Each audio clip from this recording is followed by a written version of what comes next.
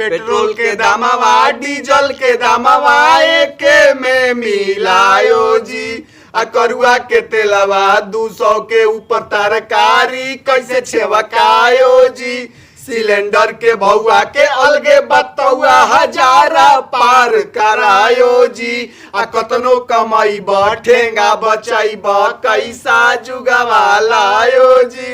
मेहरारू मारतिया हो मोदी चचा, बहुत मारतिया। ओकर धुआं से, गोईठा के धुआं से हो मेकअप खराब हो जाता। शुरू में मोदी चाचा सस्ता सिलेंडर दे के मर्दे चस्का धरा दियला। अब सिलेंडर के भाव कर दियला 1000 पार। मेरा नोचतिया हमार कपार के बारा। महंगाई कम ना करबनू तब की वोट ना देब, हम देख लिया तू। ए मोदी चाचा एकर त बियाह हो गइल बा। आई महंगाई के डर से ना हम महिला मित्र ही बनावो तनी ना बियाहे करो तनी। अब सोचा तनी कि 200 रुपया में लिपस्टिक का फेयर लेवली ले आई कि करुआ तेल लाई कि घरे 4 दिन खाना बनो।